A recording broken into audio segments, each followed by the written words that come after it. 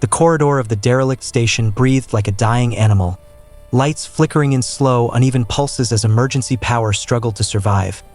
The air smelled of burned wiring and cold metal, and Sergeant Elias Ward moved through it with the careful patience learned from too many battles where hesitation meant death and speed meant mistakes. His boots made no sound as he advanced, armor scratched and darkened from a war that officially no longer involved humans, at least according to the treaties signed far away from places like this. He had been sent to recover a data core, nothing more. A simple retrieval mission the command officers described with clean voices and calm eyes.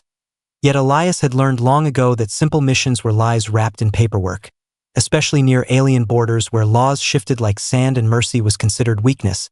That was when he heard the sound. Not an alarm, not a weapon discharge, but a soft, uneven breath, trembling, restrained, afraid. He stopped instantly, heart tightening in a way combat never caused. His hand lifted in a silent signal to no one, instincts screaming that something was wrong, and slowly he turned toward the sound, following it past a broken bulkhead into a narrow chamber scorched by plasma burns. She was there.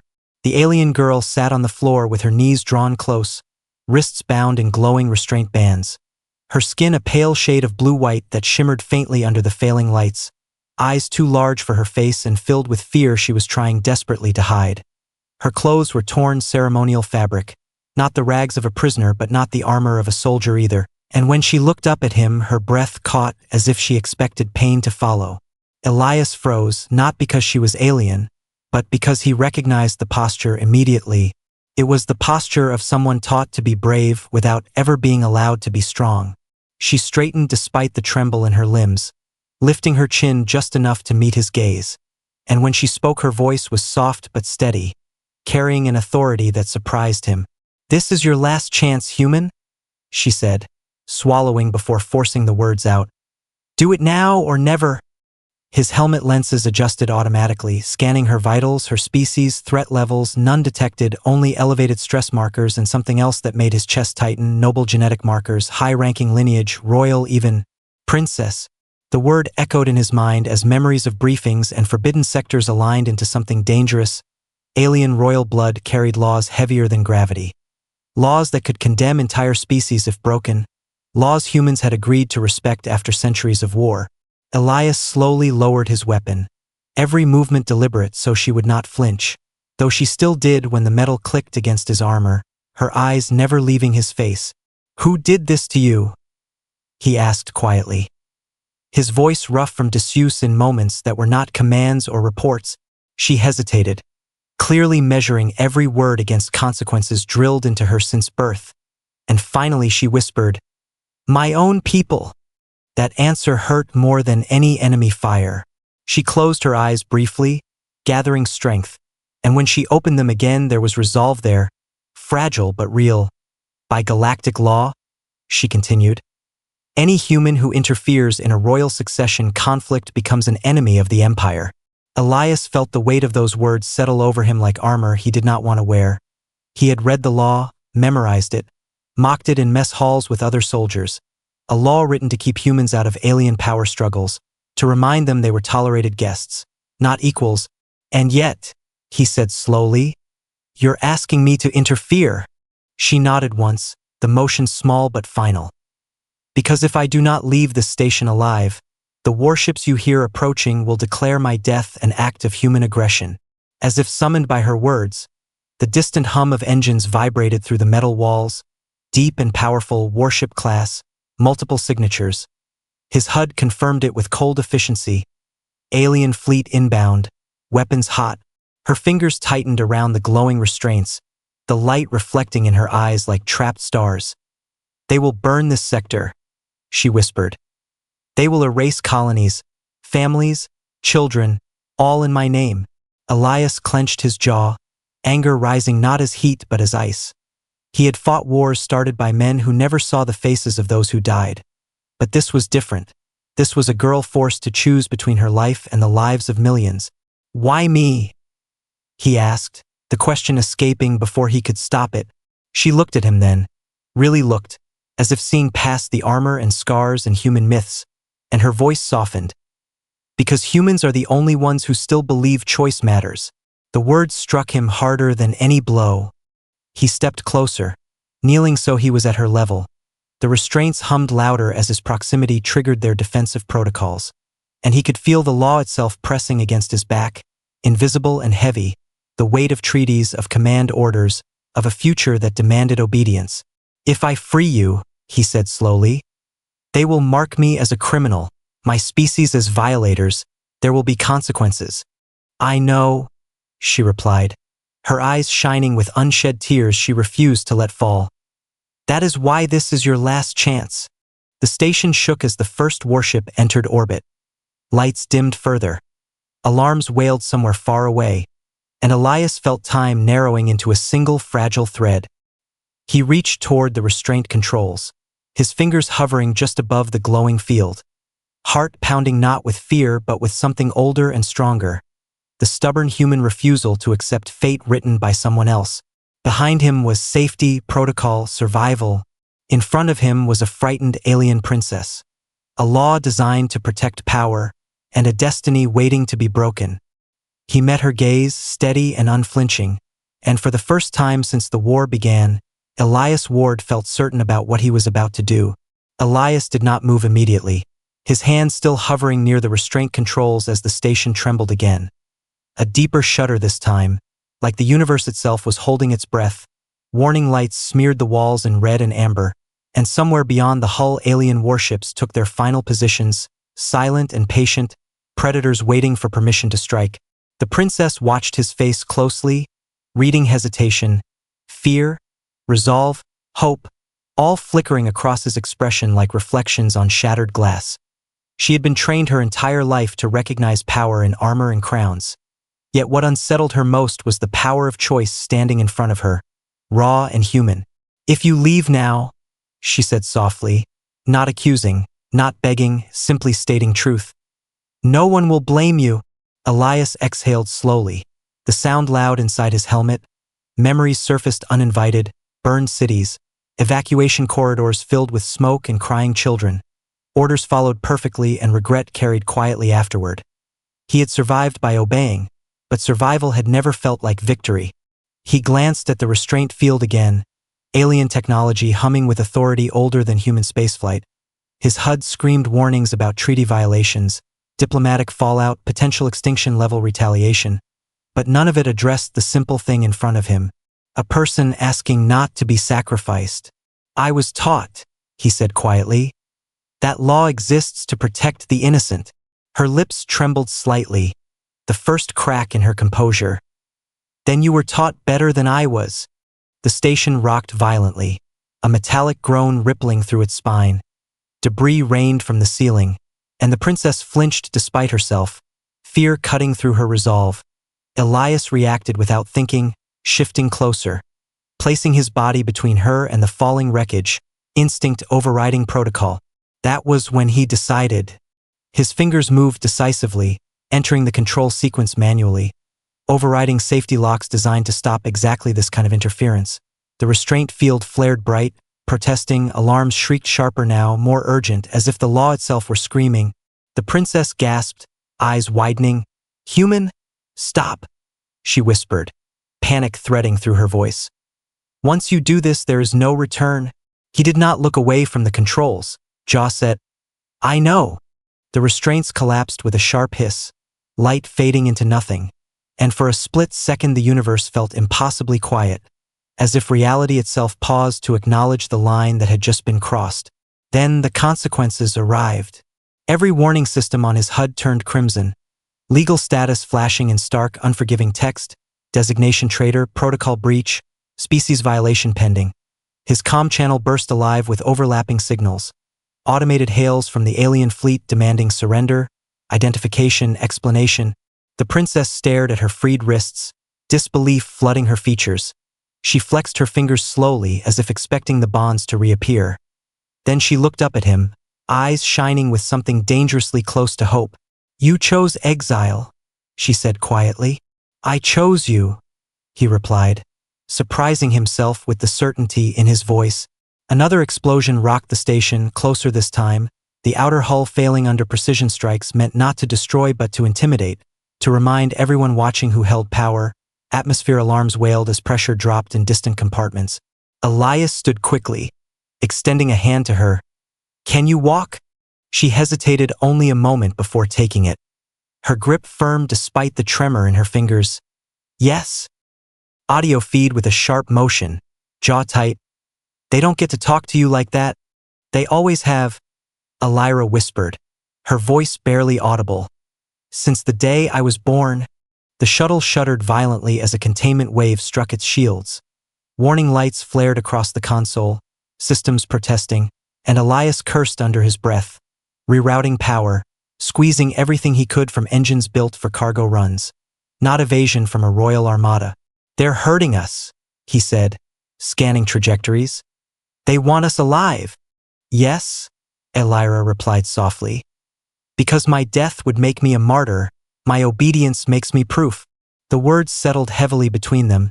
Elias glanced at her, really seeing her now not as a frightened captive or a symbol, but as someone who had been shaped and constrained since before she understood what freedom meant. A princess whose cage had been invisible and absolute. "Why were you imprisoned?" he asked gently, choosing the moment carefully. She closed her eyes, the glow along her skin dimming slightly as she spoke. "Because I refused to approve a cleansing." Elias felt his hands tighten on the controls. "A cleansing, a strategic erasure," she clarified. "A border world that questioned tribute laws." The council decided their hesitation endangered stability. "How many people?" he asked, voice low. Her eyes opened, filled with quiet devastation. "Enough that I stopped counting faces and started counting silence." The shuttle dove hard as another scanning beam swept past, fragments of debris spiraling away into the void. Elias threaded through them with reckless precision, heart pounding, not from fear of death but from the growing understanding of what he was protecting. "They locked me away," Elira continued. "Declared me unstable, unfit, a danger to the Covenant. But royal blood cannot be executed without cause, so they hid me instead." "And used you," Elias said, connecting the pieces. "As leverage," she nodded. "As a lesson." The glow on her skin pulsed again, brighter now, symbols shifting and forming patterns Elias did not recognize. The air around her felt heavier, charged, and for a moment the shuttle's instruments flickered in response. "What's happening?" he asked, forcing calm into his voice. Her breathing steadied strangely, fear giving way to something deeper, older. "The Covenant is reacting to proximity," she said. "It was never meant to awaken this far from the throne." "Awaken what?" Elias pressed. She met his gaze, and for the first time he saw not fear or shame there, but a vast restrained sorrow. "What I am." Another transmission tried to force its way through, stronger now, layered voices chanting law and destiny in unison. The shuttle groaned under the pressure, shields bleeding energy faster than Elias could reroute. Elira reached out suddenly, placing her glowing hand over his armored forearm. The contact sent a strange warmth through him, not heat but connection, like standing too close to a living star. "If they take me back," she said urgently, "they will rewrite me, erase this doubt, this resistance." "Not happening," Elias said instantly. Her grip tightened. "Then you must understand the cost," she whispered. "My rescue is not just defiance. It is an act of war against an idea older than your species." Elias held her gaze, stars burning beyond the viewport, warships closing in, destiny tightening its grip around them. "Then," he said steadily, "it's about time someone challenged it." The pressure hit all at once, not as impact but as presence. The shuttle's lights dimmed to a ghostly blue and every system froze mid-cycle. Engines locked, navigation dead. Even gravity softened as if the universe itself had loosened its grip. Elias swore and slammed his fist against the console, rerouting power that refused to respond. The warships outside had stopped advancing, not because they had given up but because they no longer needed to chase. They had arrived. Elira stiffened beside him, the glow across her skin surging violently, patterns racing up her arms and across her throat like living constellations. Her breath hitched as if something deep inside her had been pulled awake without permission. "They've activated the mandate," she whispered, voice strained. "Direct authority override." Before Elias could ask what that meant, space in front of the shuttle folded inward, light bending into a vertical fracture that opened like a wound, and from it emerged a vessel unlike the others, massive and impossibly old. Its hull not forged but grown, etched with symbols that seemed to move when he tried to focus on them. The throne ship. Every briefing Elias had ever read spoke of it as myth, a ceremonial relic never deployed, a symbol meant to terrify through legend alone.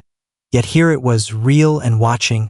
A voice filled the shuttle without using sound, resonating directly inside Elias's skull, layered and vast, neither male nor. As he pulled her to her feet, he felt the difference immediately, not physically but emotionally. She stood taller now, fear still present but no longer defining her. Something ancient and regal stirred beneath the vulnerability.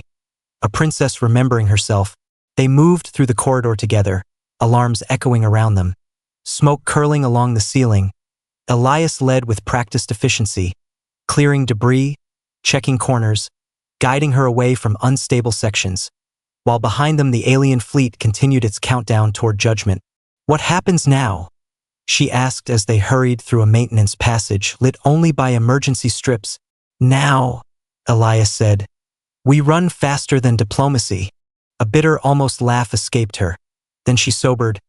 "They will not stop," she said, voice tight. "Even if you escape this station, they will hunt you." He nodded. "Humans are good at being hunted." They reached an access bay overlooking space, the sight stealing her breath. Stars stretched endlessly beyond fractured glass, and hanging just beyond the station's shadow loomed the alien warships, vast and elegant, deadly in their silence, their hulls marked with royal insignia she knew far too well. Her knees weakened at the sight, and Elias tightened his grip on her arm, steadying her. "Look at me," he said firmly. She did, eyes wide, shimmering. "You are not alone anymore," he continued. "Whatever law they think they own, whatever fate they wrote for you, it doesn't end here." Her voice broke as she whispered, "You don't understand what you've done." "Maybe not," he replied, meeting her gaze. "But I understand why." The station shuddered again, this time violently, systems failing in cascading waves. Evacuation countdown initiated, and Elias spotted his extraction shuttle drifting near the bay, battered but functional, a small fragile thing against the looming armada. "That's ours," he said, already moving. "If we're going to defy destiny, we should start by surviving it." As they sprinted toward the shuttle, claxons blaring, the princess glanced back at the warships one last time, tears finally spilling free, grief and guilt and hope tangling painfully in her chest. Behind her walked a human soldier who had just turned himself into a symbol, a challenge, a mistake the galaxy would not forgive easily. And ahead of them waited a future neither of them had been allowed to imagine, but one they had chosen anyway. The shuttles hatch sealed behind them with a heavy metallic thud, cutting off the screaming alarms of the station and replacing them with a tense, fragile silence broken only by the hum of aging engines. Elias moved on instinct, hands flying over controls as the craft lurched away from the bay, artificial gravity stuttering as it cleared the dying structure. Outside, space ignited. Brilliant lines of energy cut across the void as the alien warships reacted instantly, containment beams snapping into place around the station, tractor fields sweeping outward like searching fingers. They were not firing to kill. Not yet. They were closing a net, confident, patient, inevitable. The princess sank into the co-pilot seat, her breathing uneven, fingers clenched so tightly together that her knuckles glowed faintly, bioluminescent patterns rippling across her skin in response to stress.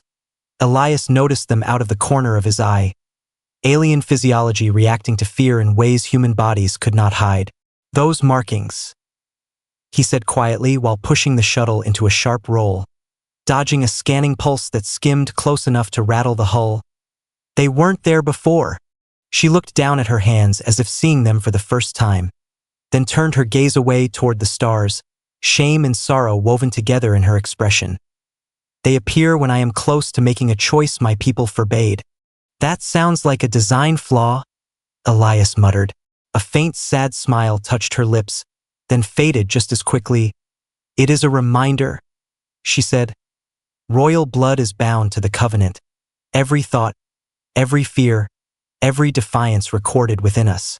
Elias felt something cold settle in his chest. "Recorded?" he repeated. She nodded slowly. "They are watching even now."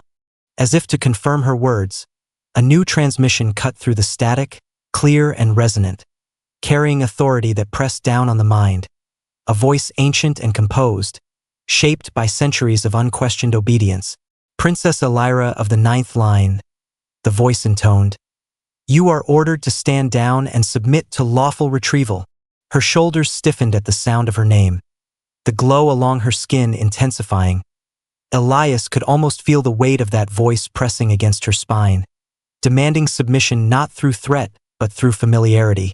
"Failure to comply," the voice continued, "will result in immediate classification of the human vessel as hostile and the initiation of corrective action." Elias killed the female, carrying the weight of countless minds speaking as one. "Human soldier," the voice said, "you stand in violation of fate." Elias felt pain spike behind his eyes but forced himself to stay upright, teeth clenched. "Get out of my head," he growled. "You are irrelevant," the voice replied calmly. "Return the asset." "Asset?" Elira gasped beside him, doubling over as the glow on her skin flared blindingly bright, the symbols locking into a pattern that made the air vibrate. Elias reached for her instinctively, wrapping an arm around her shoulders as she trembled. "She is not an asset," he shouted into the unseen presence. "She's a person." Silence followed, heavy and judgmental. Then the voice spoke again, closer now, sharper. Correction acknowledged. It said, "She is not merely a person." Elira lifted her head slowly, eyes glowing with the same light as the markings across her skin. And when she spoke, her voice echoed faintly, layered with something ancient. "I am the covenant," she said. The words hit Elias harder than any weapon. "What?" he breathed. The throne ship pulsed, as if in agreement. "Princess Elira was never meant to rule," the voice intoned. "She was engineered." Elira's hands clenched, pain and fury mixing in her expression. "I was grown to be a vessel," she said, each word heavy with betrayal. "A living anchor for the mandate. My mind shaped to harmonize with its will. My bloodline designed to carry law itself." Elias stared at her, heart pounding, memories of her fear, her hesitation, her compassion colliding violently with this revelation. "They called me princess," she continued, voice breaking slightly, "because it was kinder than calling me control." The glow intensified again, the shuttle systems flickering wildly as if reacting to her presence. Elias felt heat ripple through his armor where she leaned against him, a strange resonance humming through his bones. "You were never meant to question," the voice said. "Your deviation is a flaw." "No," Elira snapped, lifting her head fully now, eyes blazing. "My doubt is the flaw you feared." The throne ship shifted, symbols realigning, and Elias realized with a cold clarity that they were not here to retrieve her. They were here to reset her. "If they complete the mandate," she said urgently, turning to Elias, "they will overwrite everything I am, every choice I've made, every life I tried to save." "How do we stop it?" Elias demanded. Her gaze softened then, sorrow and resolve mingling. "You can't," she whispered. "Not alone." The throne ship surged closer, beams of structured light locking onto the shuttle, power flooding through space. And Elira cried out as the patterns on her skin began to lift from her flesh, projecting outward like a three-dimensional map of law and command. Elias felt himself being pushed back by the force, armor straining, vision blurring, and rage surged through him not as anger but as refusal. "No," he roared, planting his feet, gripping her tighter. "You don't get to take her." Something changed then. The light hesitated.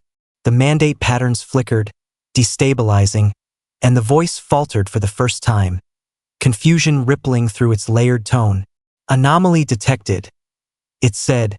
Elira gasped, staring at Elias in shock. "You're interfering," she whispered. "I'm just holding you," he replied, voice shaking but unyielding.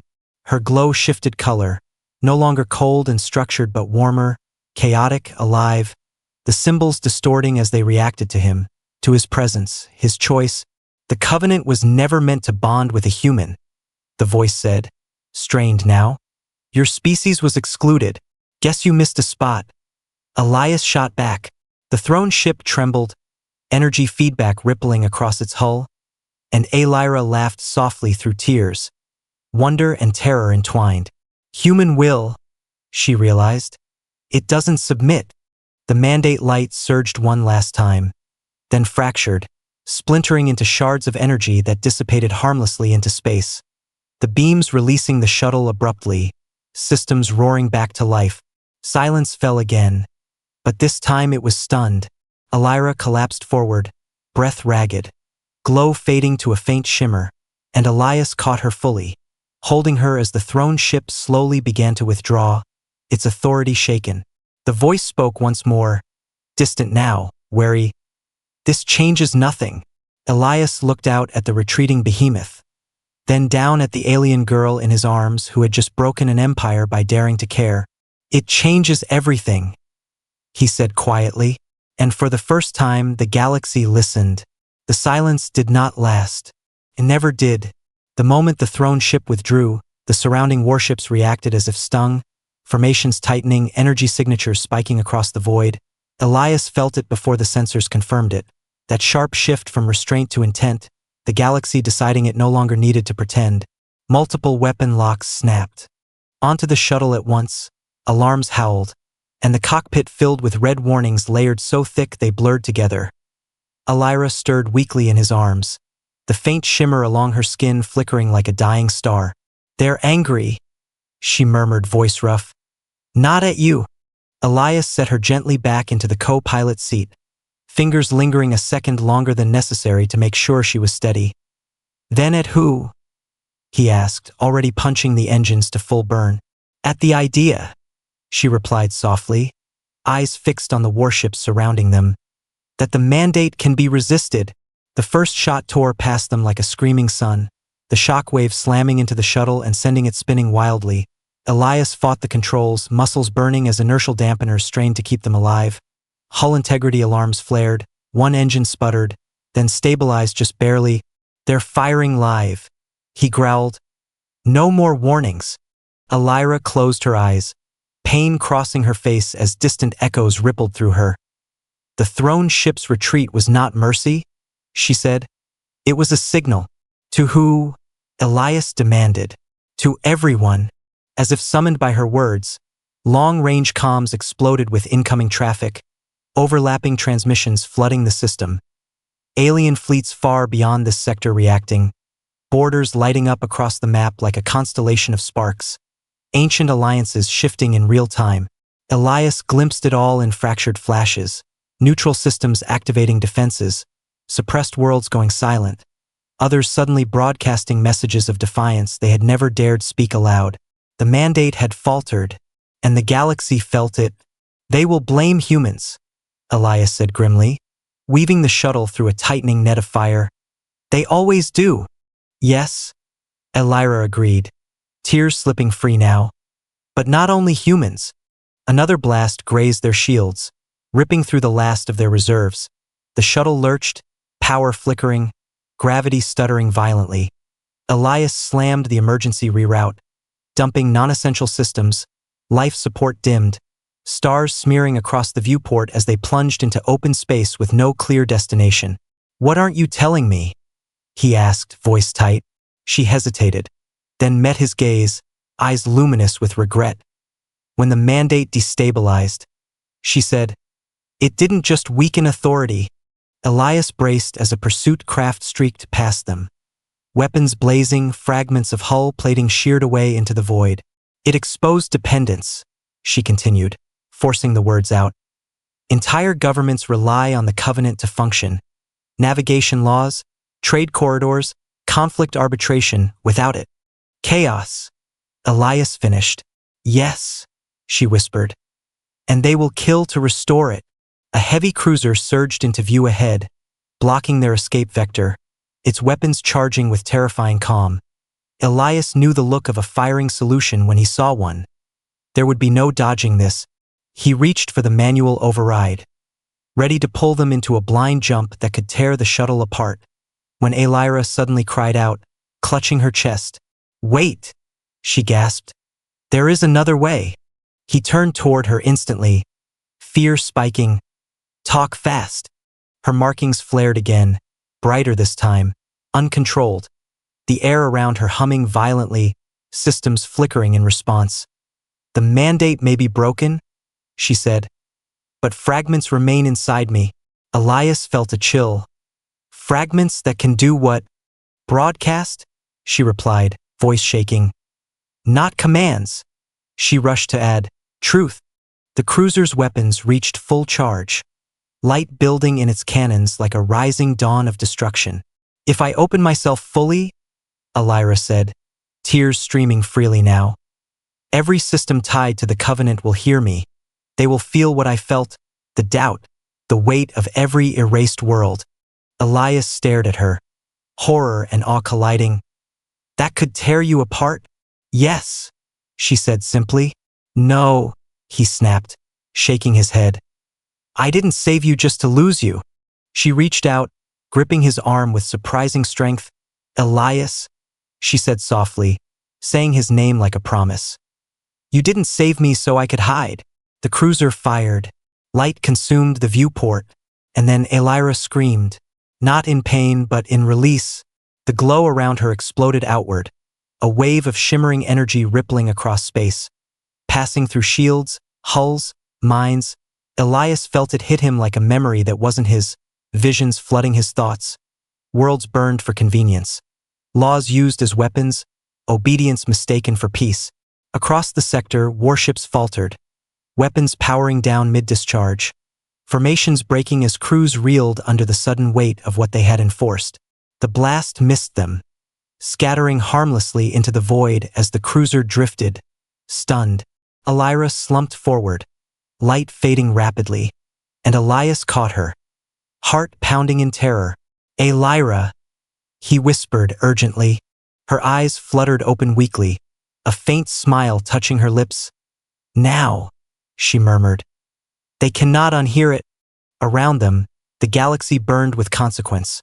Rebellions igniting, councils collapsing, wars poised on the edge of eruption or reconciliation. The mandate's shadow finally exposed, and at the center of it all drifted a broken shuttle carrying a human soldier and an alien girl who had just rewritten the rules of power. The danger had only grown, but so had the stakes. The shuttle drifted in wounded silence, engines coughing irregular bursts of thrust as Elias fought to keep them on any kind of stable vector, debris and disabled warships floating like stunned giants around them. The aftermath of Elira's broadcast still rippling through space in invisible waves. She lay slumped against him, breathing shallow, the glow that once marked her skin now barely a whisper, and for the first time since he had found her on the station, fear wrapped tight around Elias's heart.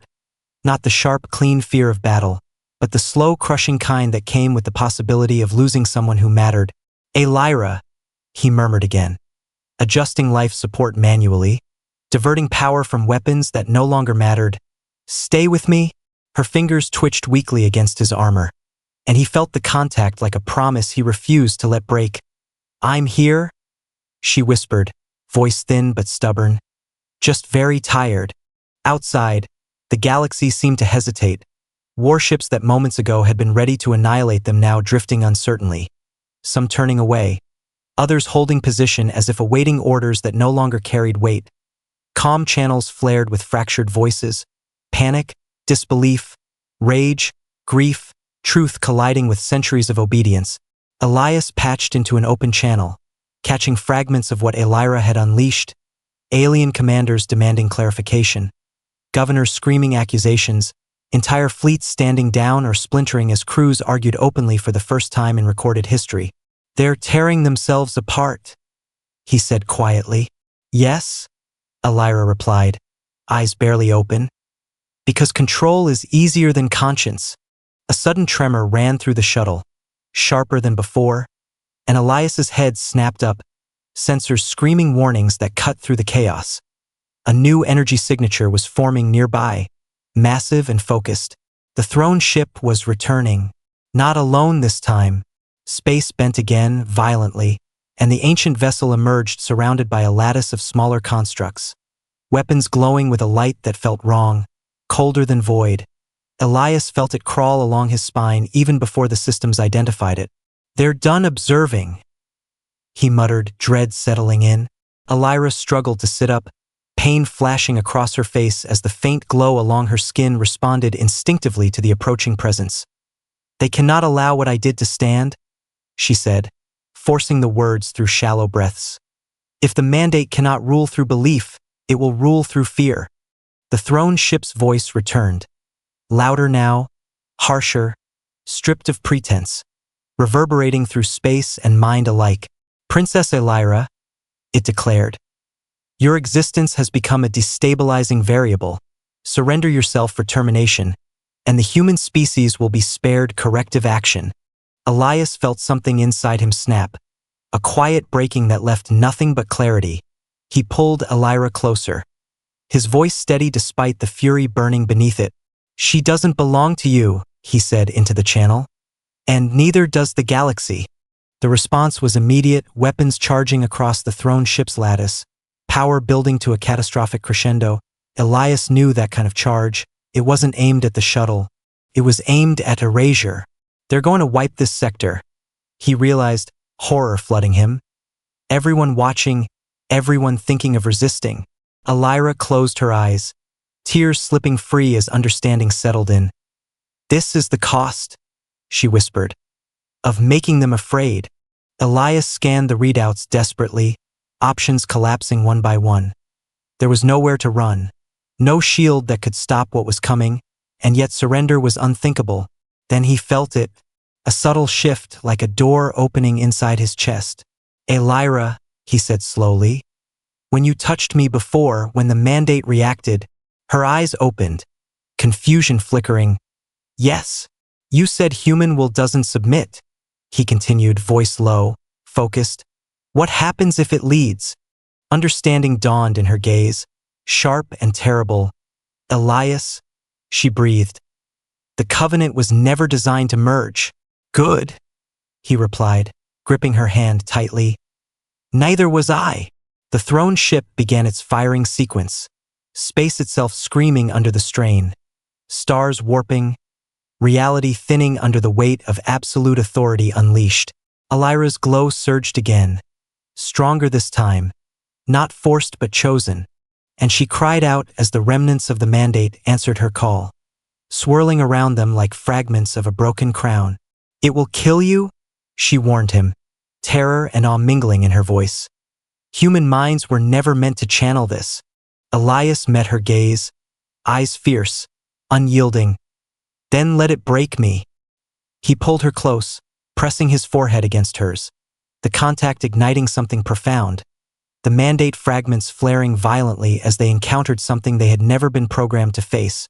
Defiance rooted not in power but in care. The light exploded outward, not as command but as refusal, a roar of countless human choices echoing through the fragments, every moment of rebellion, every stand taken against impossible odds, feeding into the surge.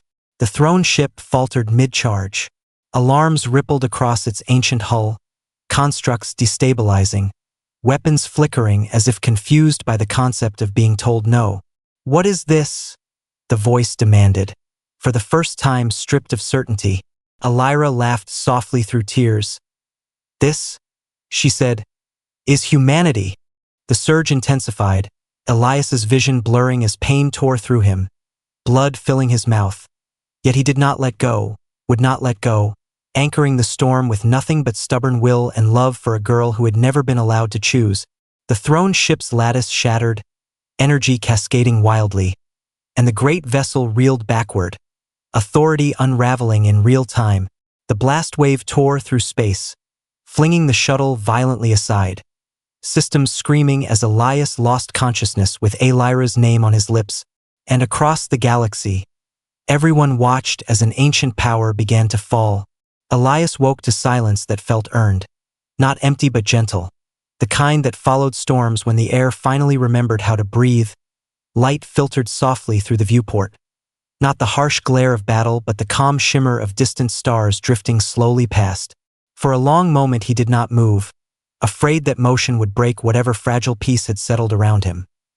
His body ached in places he did not remember injuring, pain deep and dull, but he was alive, and that alone felt like a miracle. Then he felt warmth against his chest. Elira lay beside him, her head resting over his heart, her breathing slow and steady.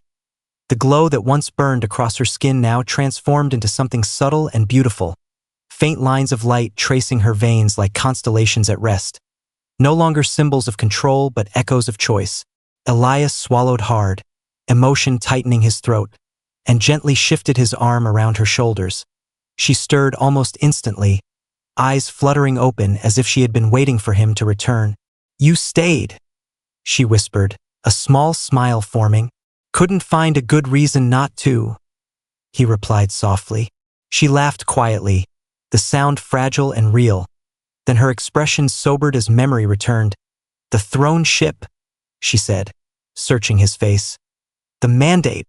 He nodded, gaze drifting toward the stars beyond the glass. "It's gone. Not destroyed in fire and debris, but undone, scattered into irrelevance. The ancient vessel now drifting powerless at the edge of known space. Its authority broken not by conquest but by refusal. Fleets across the galaxy standing down, councils dissolving, borders reopening, the old order crumbling under the weight of truth. "They felt it?" Elira murmured, as if sensing the same thing. Every system tied to the covenant felt it collapse. Elias looked back at her, really looking now without alarms or fear between them. "What about you?" he asked quietly. She took a slow breath, fingers pressing lightly against her chest. "The mandate fragments are gone," she said, wonder threading her voice. "When you anchored them, when you chose with me instead of for me, they burned themselves out. So you're free," he said. The word hung between them, vast and almost frightening. "Yes," she replied, eyes shining. "For the first time, I am only myself." The shuttle drifted onward, no longer hunted, no longer alone. Distant signals now carried voices not of command but of inquiry, invitations, questions from worlds that had watched the impossible happen and dared to hope. Elira sat up slowly, gazing out at the stars. "They will come for me," she said. "Not as property, not as a symbol, but as a voice." "And what will you tell them?" Elias asked. She turned to him, expression calm and resolute. "That law without conscience is just another weapon." He smiled faintly, pride swelling quietly in his chest. They were not interrupted by warships or ultimatums, but by a single gentle transmission, human origin, command encryption stripped of authority and heavy with disbelief. "Sergeant Elias Ward," the voice said. "This is Earth Coalition Command. We are receiving reports that should be impossible." Elias closed his eyes briefly, then responded, "Impossible happened." A pause followed, then the voice returned, softer now. "You are classified deceased." "Lucky me," Elias muttered. "You are also," the voice continued carefully, "no longer under any standing orders." Elira glanced at him, curiosity flickering. "That sounds like freedom," she said. "Or exile," he replied. She reached for his hand, fingers intertwining naturally, easily. Sometimes they are the same thing. The transmission ended without demands, without threats, the galaxy holding space for something new to take shape. They drifted together for a while longer, talking quietly, sharing fragments of lives that had once been defined by duty and fear. Elias spoke of Earth's skies and oceans, of simple food and stubborn people who never knew when to stop hoping. Elira spoke of palace halls that felt like cages, of music played only to mask silence, of dreams she had never dared voice. Eventually the shuttle altered course, engines humming with renewed purpose, not toward a throne or a battlefield, but toward open space where choices had room to grow. "What happens to us?" Elias asked at last. Elira smiled, not shy now but certain. "We live," she said. And we decide what that means. Stars stretched before them, unclaimed and infinite. And for the first time, neither destiny nor fate reached out to pull them into a story written by others. They wrote it themselves, not as a soldier and a princess, not as human and alien bound by law or war, but as two souls who had stood between an empire and its own shadow and refused to step aside. And across the galaxy, stories began to spread, whispered in cantinas and councils, passed quietly between worlds. Of the day a human soldier chose compassion over obedience. Of the day an alien girl chose doubt over destiny. And of how the universe, faced with that choice, finally changed.